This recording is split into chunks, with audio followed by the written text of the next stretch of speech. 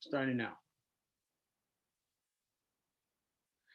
Hey man, how you doing, man? My name is Chrome, and this is Prospect Magazine TV. What we do here is try to inform and inspire. And today's our guest is a man named Pee Wee. This brother, man, is iconic. He's a living legend. He's been on the set for a long, long time. We're gonna have a conversation about what it was like in the past and what it's like in the present, and we kind of gonna go from there.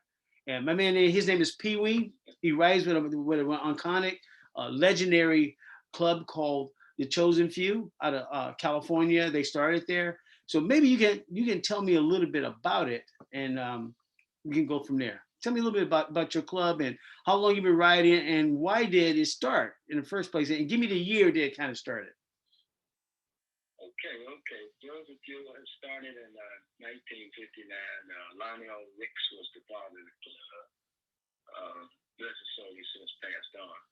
But he and a few other guys, Chad Roger, some of my OGs, got together and they just run through by. So they put a black patch with a white cross on, and it wasn't that was, which is actually now a prospect patch, but that's what they started with, and they just rolled together. One of the things that they used to do was go up north, and they got the reputation of calling the little boys with the bone on his back. So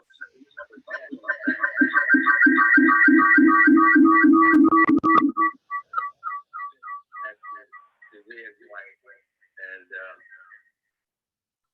blossom from there.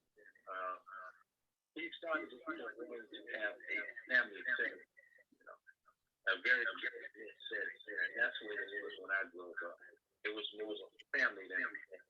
We knew each other, kids, first name. We were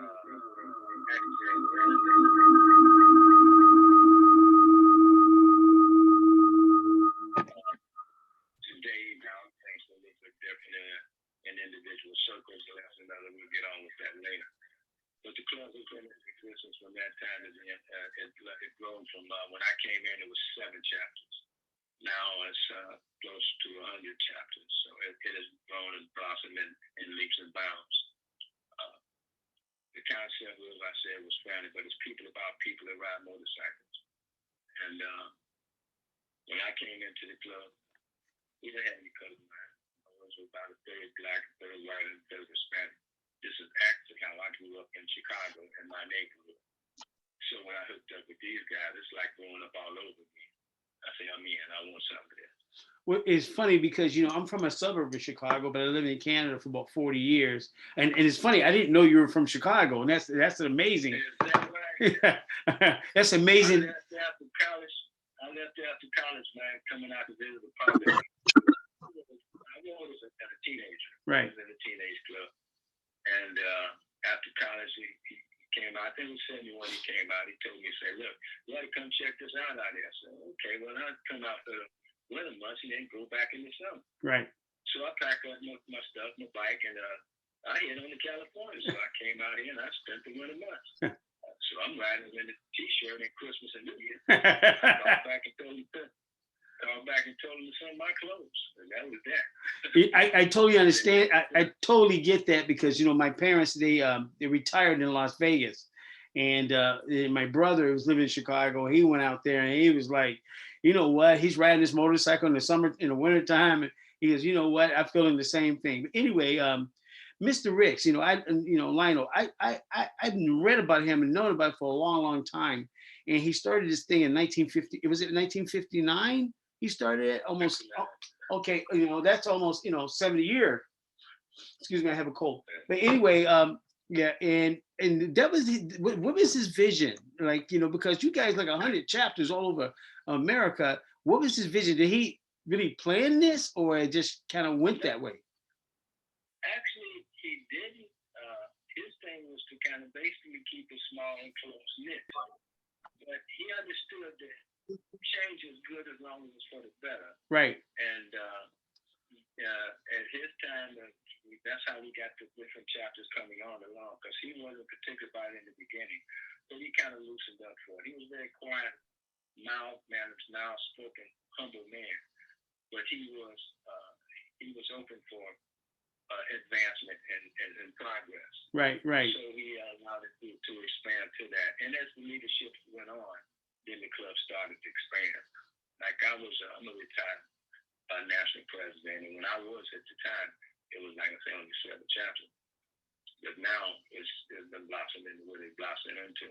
But his whole concept was to keep it basically small and close knit. His thing was about the contact, the close knitness, the camaraderie, the family kind of said, that touching I feel you kind of look. Right, right.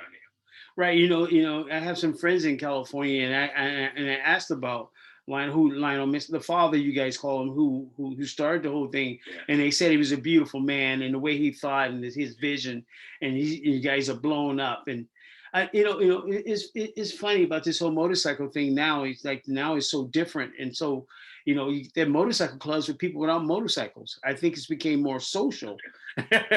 It's became more social now than anything.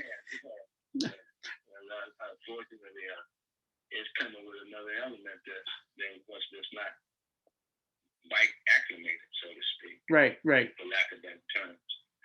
We got along well. We got along well. We had very little tension because we was large enough not to be bothered, but we didn't have a lot of bumps and bruises. At the time, as you get larger, things go on, and now it's done got to where it's a kind of sensitivity out there in the bike world with everybody. Everybody is just, they look at each other like, with your hand on your knife almost, Right, right.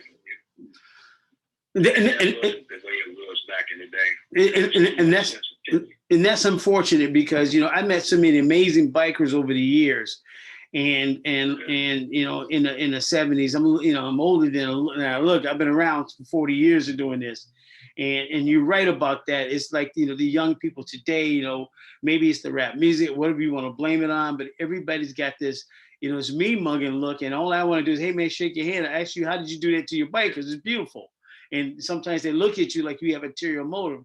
And my ulterior motive is, how did you get that bike to look so good? And where did you get those handlebars? And how did you get it made? But today it's different. It's just a different time, I guess. And for men today, and men look at each other and aggressively, and especially with black men today, it's this whole thing going on. I don't fucking get it, right? I'm 66 years old, and I really got nothing against nobody. All I want to do is learn and be a better man myself, and that's what I try to teach my children. Where do you think this is all going today? Where do you think this is all going today? This whole motorcycle club thing. Like I say, I look at my Facebook, and we got like maybe 1,000 people trying to be our friends, and 90% of them don't even have a motorcycle. So I'm just trying to figure out what the fuck they want. Like, we need to turn the switch and get it back to basics. This is a motorcycle situation. If you ain't got a bike, go and do yourself different. I'm not what you do, but this is a bike situation. Right, right. Once we establish that this is a motorcycle world, then extend the understanding that how the friendship and the love and the camaraderie is supposed to be. It's about get the chip off your shoulder and open your arms. Right. Let's embrace each other. Let's ride. Let's help each other. Let's take a step and feed each other instead of tapping each other. So when did you join the 36? When did you join the Chosen Film? What year was that? I turned in 1973. Okay. So in 2.5 months, I'll have 50 years. 50 years, right on, man. And you stay with it, you love it. That's your family. You see with clubs today, there's so many revolving doors. I think because you guys have a way of doing things, which is beautiful, and you have I have a system, the way you're doing things. And all I've talked to who came from your club are lifers. I never met that many guys who go to your club and switch to another club. I met guys switch to their club and go to your club, but I never seen the other way around.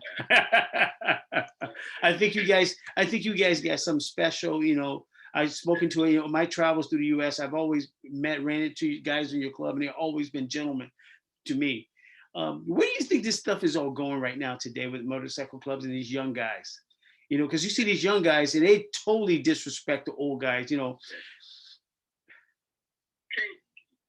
I would have to say chaos, because if it continues on the same plane that it's on now, it's just going to be abstract and chaos. So the incoming guys, the guys that don't have any structure or a club, or the guys that's coming in, if they follow them, they're going to follow that same chaotic madness. So if they come, I suggest if you come in and want to do this bike thing, look up with somebody with some business, a club that's established. Find out what this thing's about before you come in. Talk to some old heads instead of trying to just come in and do your own thing, which is 9 times out of 10 separate and different than what this motorcycle is about. what it is they're trying to do, they're making shit up as they go along, right? And then sometimes you get the blind, you get the blind, like all motorcycle club presidents need to be talking to the OGs. If they decide to go start a club, they need to talk to you guys to figure out how this thing goes. Then they can relate it back to the younger guys. But that's not what's happening. I met so many clubs. It's really funny. We have a booth at the International Motorcycle Show in Toronto every year, and it's a group of young men walk up to me and said, "I never heard of you guys." I go, "Okay, you never heard of us? I get it." I said, "So have you ever heard of the Chosen Few?" He goes, "No." Have you ever heard of? I did about 5 places. He's never heard of anybody. And I said, okay, so why would you put rags in your back and do what you do? I don't get it unless you did some homework. And he kind of looked at me. He's never thought about what I said. Now, so I wasn't insulting him. He got a little pissed off at me. But I said, I'm not trying to insult you, brother, but you never heard of, I get you never heard of me. But have you heard of these clubs? Just what you do in your club. Get them all to read a book. Read some books. Because this is more to it than flying up and down the street playing tough guy and mini mugging other guys. There's a lot more to it. And but these young guys, they think that's what it is. In the newspaper, you see murders every day throughout the media, motorcycle clubs fighting with each other for no reason at all, because they don't understand the culture. And I was very fortunate for my guys, when we first decided to do this, we all jumped on a plane and flew down and talked to Toby. And Toby Dude gave us the disease, hey man, this is what it's about. And that's what we've been doing for the last 14 years. And in Canada, there's nothing like us. So what we try to do is spread the word of how things should be done. And in talking to a guy like you, which I'm so glad that I can talk to you all the time and maybe give you a call. And if I give you a call, I'm really honest, but I really don't know shit. I know some things.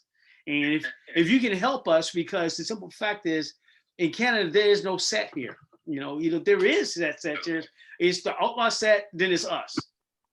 Yeah, okay. Well, you guys' reputation has preceded you as well. There's a very positive note. I commend you for that. Thank you so much. Yeah. I'm certainly here at any given point. I'm going to call away if you want me, you need. I'm going to extend that. Well, the thing is, I have no desire to have 100 chapters. That's just not how we do things. No, I want to do it. I can't do it. Like I always say this, I'd rather have 4 quarters than 100 pennies any day of the week. Man, it was a handful when I was leading 7. So I don't even want to imagine that. It's very big construction, but I'm sure it's a handful. Well, people, we try to get Doc on here because Doc is another living legend like yourself, and we try to get him on here. But we're gonna if we can't get him on here by the time this is over with, we'll go back and try this again. But you know what? Miss Showtime told me about it. She's my dear friend. I love her so much. She's an amazing lady, and she told me about you. And I said, we had a conversation the other day. And your name came up, and I said, let me get this brother just to have a conversation. She goes, I'm going to ask him and see if he's not busy. He's very busy, but he'll make time for you. But, my audience, even in the audience that we have in Canada, everybody knows about the Chosen Few MC. That's one of the most iconic motorcycle clubs in the planet. I admire you guys, and there's about 6. I wear a support patch of another club, but you're one of the clubs I admire. I always put politics to the side, biker politics to the side. It comes there because all these clubs can teach us something. I try to tell these guys that, I don't know about that club because they did, but you can learn something from them, all of them. all of them got something important. You know, they got experience and they got history. And you can learn from both sides of the coin. Exactly. What's going on right, and what's going on wrong. You know, take it up and extract what's going to work, be the right thing to do. With that being said, they need to just, as I say, and get educated to what it's about. Because bottom line, this thing is actually really a social life, but it turns into a livelihood. Exactly. A lifestyle, a lifestyle, because it's just that's so enjoyable. The bottom line, this is what we do.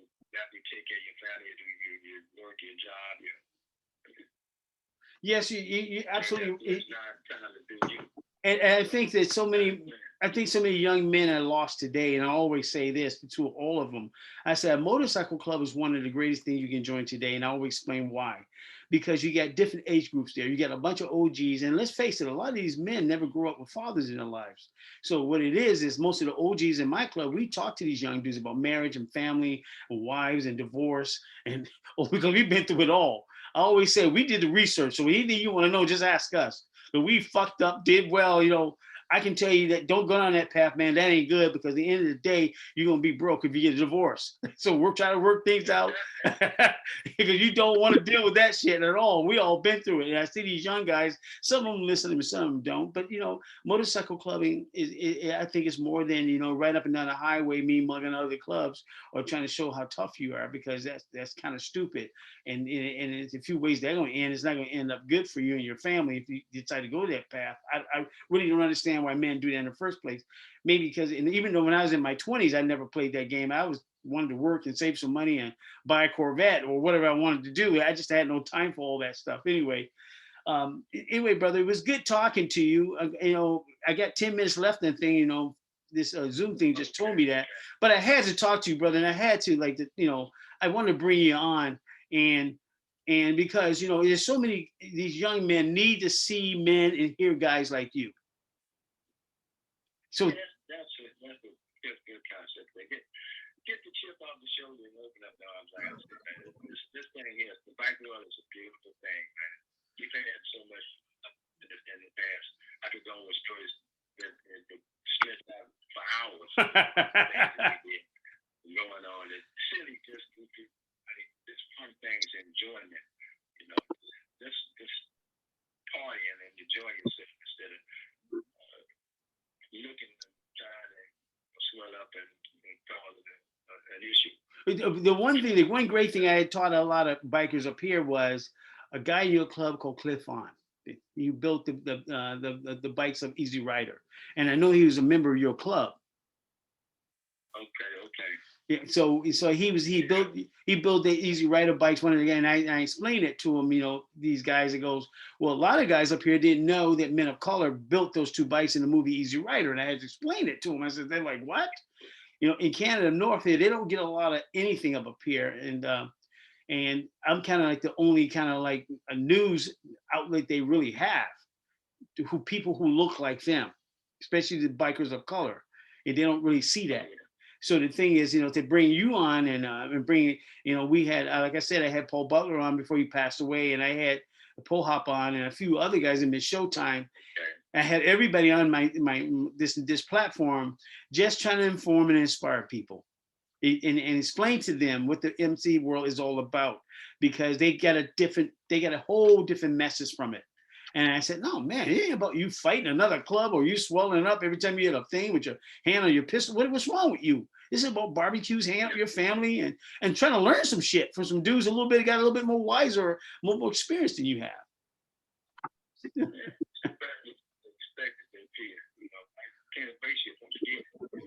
Exactly.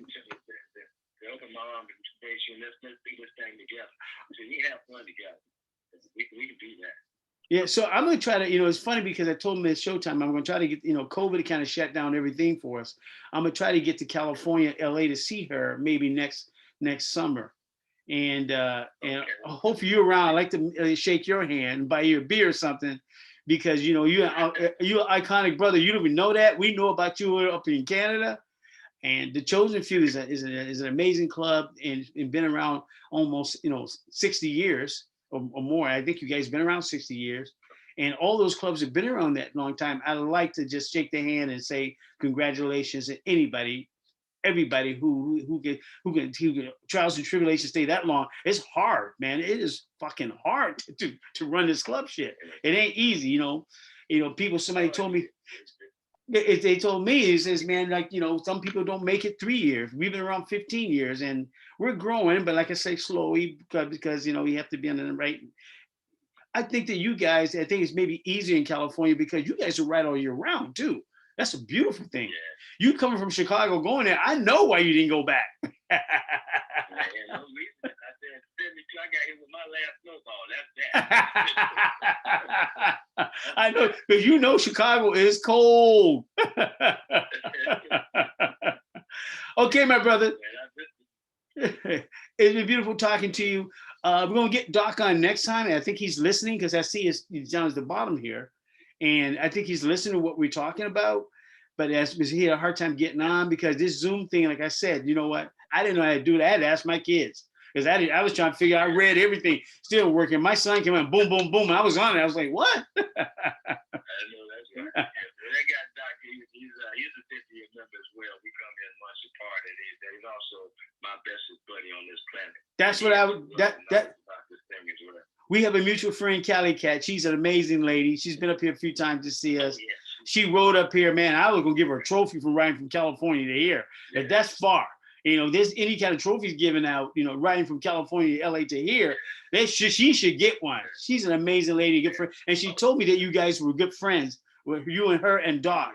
So she told me, she says, oh man, you gotta get Doc in there too. It's unfortunate we missed them, but we're gonna do this again, definitely. Okay, for sure. Okay, Pee Wee, brother.